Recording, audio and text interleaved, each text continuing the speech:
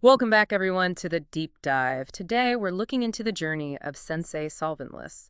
He's someone in the cannabis world who really seems to have, well, forged his own path.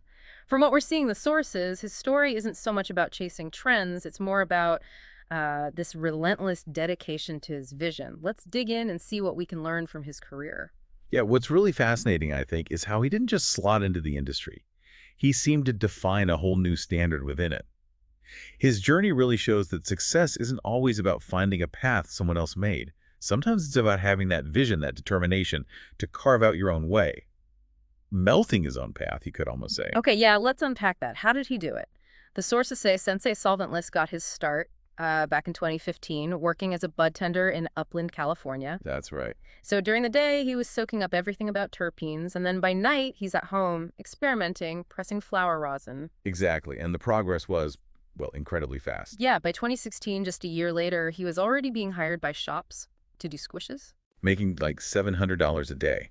It's a pretty remarkable climb, isn't it? It absolutely is. And if you trace it back even further, his roots go to 2014.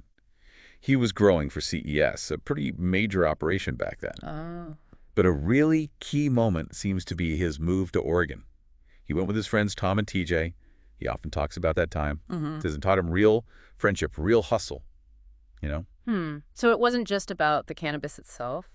No, it seems like that raw, sort of foundational experience really lit a fire under him. It fueled his return to California with this real hunger to change his life through hash.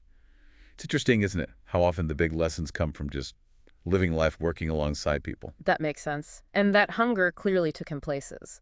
Eventually, he joined Maven Genetics, leading their solventless program. Right, the big step up. The sources mention the incredibly long hours he put in there, even with a tough commute. Yeah, dedicate. But what really jumps out is his commitment to mentoring. There was a deaf washer, Rafa.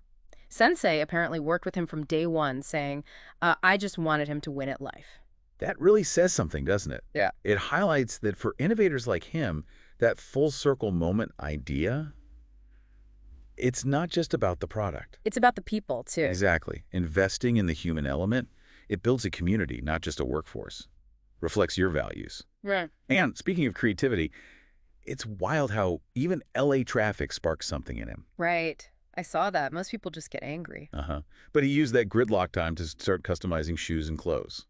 Just a side thing, you know. Yeah. But it led to him connecting with Majorwavez. He even ended up doing pieces for the Weeknd. Wow. So he turned dead time into a whole new creative outlet. Yeah, it shows that hustle again, leveraging constraints, finding opportunity anywhere. It expanded his network, his skills. Probably fed back into his main focus, too, in unexpected ways. So literally turning traffic into a design studio. We could all use a bit of that. Okay, so after Maven, he decides to go all in on Sensei Solventless, the brand. That's the move. He found a lab in DTLA. They needed a solventless extractor. He locked in, and for the last 3 years or so, he's been crafting what people are calling some of the cleanest melt in the world. That focus on quality. Uncompromising dedication. And that led to what he calls his Cuban link. Ah, tell us about that. He met a Cuban grower at Hash Bash, shared his melt, took the guy's class. Apparently a real bond formed. And out of that connection came Los Cubanos. Los Cubanos. Yeah, a product that's celebrated for being air-dried, full sun, full melt excellence. It's a great example of how that shared passion, that authentic connection, can really elevate things. Okay, so let's talk about his core philosophy then. He says, not rosin, never was. Got him. For listeners who might not know the finer points, what's the key difference he's making there between rosin and his clean melt? Right, it's a really important distinction for him. Rosin, as you know, is solventless. Heat and pressure on flour or hash. But melt, especially full melt, that refers to the absolute purest form of hash, typically water extracted. Okay. It's washed and refined so much that it leaves almost zero residue when dabbed. That signifies like an even higher level of purity and potency. So he's aiming for that ultimate refinement. Exactly. He's chasing that pinnacle of cleanliness, not just making a popular type of product like rosin. Got it. So as we look back at this whole journey, from budtender nights to this philosophy of clean melt, full spectrum, and full circle moments, what's the big takeaway message for listeners from Sensei's path? Well, it's pretty clear he didn't just follow the map, did he? He genuinely, melted his own path. From learning the ropes as a budtender to setting this benchmark for quality. His story really screams, the power of defining your own niche. through sheer passion and sticking to it, not just jumping on whatever's hot. Yeah, that really highlights his unique way of doing things. So maybe the thought for you, the listener, is this.